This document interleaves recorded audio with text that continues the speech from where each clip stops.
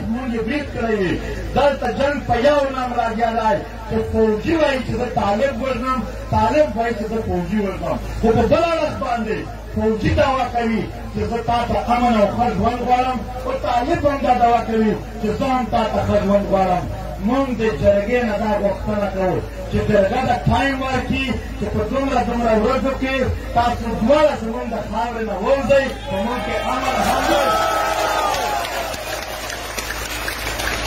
په مونږ کې امن هم شته دی هېڅ رانجې مو نشته نه یو ملک په مونږ حمله کړې ده نه مونږ په یو ملک حمله کړې ده بغیر د یو حملې نه اتیا زره شهید شوی یم لهذا که تاسو ووتلئ که رښتیا زمونږ خیر هم غواړئ ښه ژوند مو هم غواړئ زمونږ ښه ژوند دا دی چې فوج او طالبان دا دواړه ته مونږ تجویز پیش کوو قومي جرګې ته چې شپېته ورځې ټایم دا ورکړل شي چې په شپېته ورځو کې دننه فوج او طالب دواړه زما د خاورې راووځي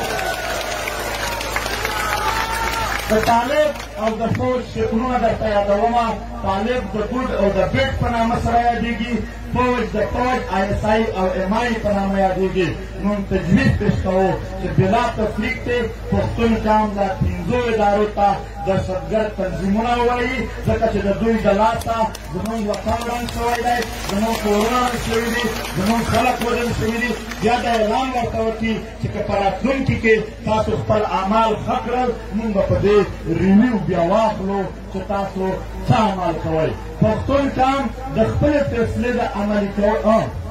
بله خبره د امن په حواله سره مونږ دا تجویز لرو چې دا جرګه دی و ټول قام ته ډاډ ورکړي چې نن نه پس به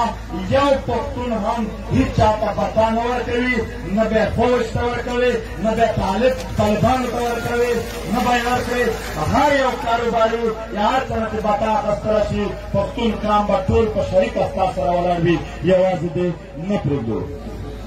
مونږ تجویز ورکوو چې پښتون جرګه دی یو کمیټي جوړه کړي چې د لاپته افراد د شهیدانو او قبضه ځمکې لیست زموږ سره شته دی د دنیا د عدالتونو نه واخله تر دغې عدالت پره پر اقوام متحده او انټرنیشنل کریمینل کورټ چې کوم دی تر دې پره د دا کام خپله مقدمه یو کمیټي ورته جوړه کړي او دنیا ته د هم او دلته هر عدالت ته دی په شریکه ټول ګوندونه او کام پیش کړي چې په دې کې څه کېږي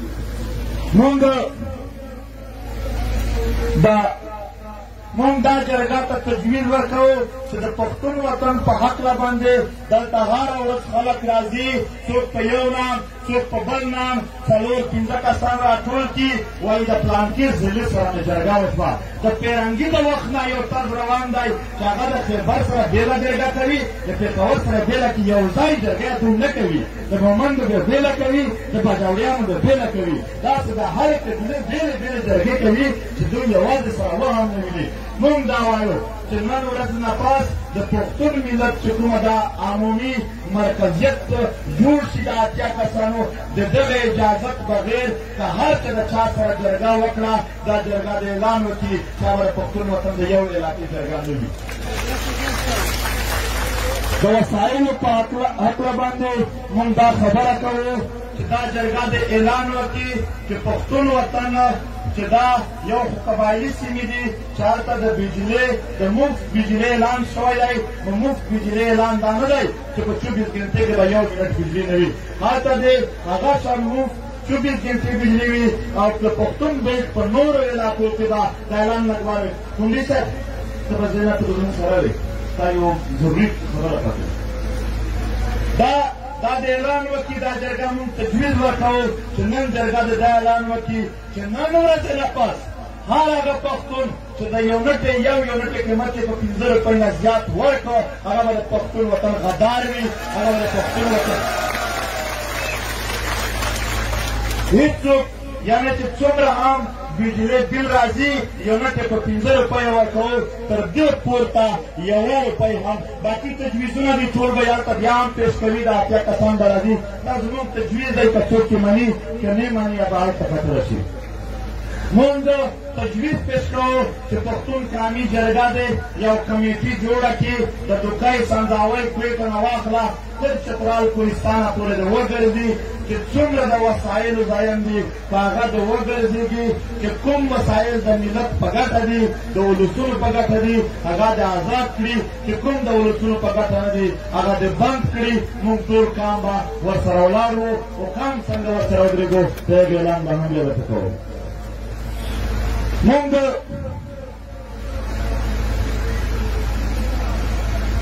د جرګې نه خواست کوو دلته ټول سیاسي ګوندونه ناست دي دلته د امن دپاره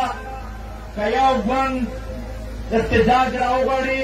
15,000 کسان پرې اده ولاړ وي او بل به یوازې لیډر راشي په دې سټیج به ورته ودرېږي داسې نه سره چلېږي ورو هره ضلع او هره پارټۍ دی 3,000 غیر مسلح افراد په لیست دا جرګه ته ورکړي دا 2,40,000 خلک راځي دا به د پښتون ملي لښکر په نامه یو غیر مسلح هغه خلک وي دا به هغه خلک وي چې که د احتجاج ضرورت کېده نور ټول کام به وي خو دا به خامخا وي ورسره که د جلسې ضرورت و که د یو ځای د بند کولو که د چا د تحفظو ولې د ملي لښکر جوړ شي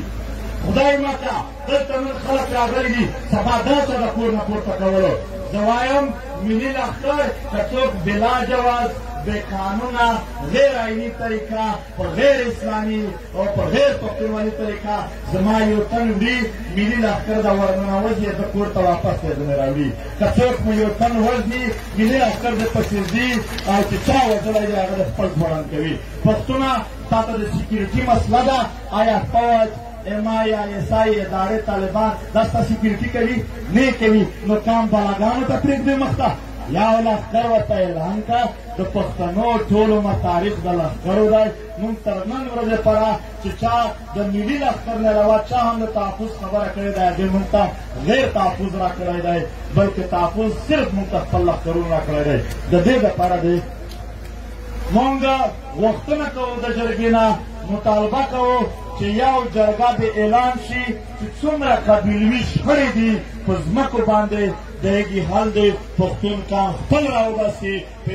عدالتونو کې یو بل سره وژلو نه پورته دوی ته هېڅ نه میلاویږي د دې دپاره او هغه جرګه دی یوه سپیشل جرګه جوړه کړي موږ نور دا جرګه ټوله د اعلان وکړي چې په کورما کې موږ هېڅ دا فسادات د شیعه سني په نامه نه منو دا زموږ ټول وطن دی موږ دلته موږ دا جرګه غوښتنه کوو موږ PTM تجویز پیش کوو چې پښتون په څه روایاتو کې دی بدلون راولي یو دا روایات چې بدماشي به ځوان کړی وي په روډ به کاغذ روپۍ ده په سر کړي وي مړی به ده کړی وي او په سوره کې به خور ورکوي پښتون کام د متفقه د دې خلاف اعلان وکړي چې دا د عمل چا هم کولو هېڅ مشر به داسې پرېکړه نه کوي که چا پرېکړه وکړه دا به بې پښتو او دا به بې دینه کار وي چې د یو چا په سزا کې دا د وطن په خوندو لوڼو باندې دا وځي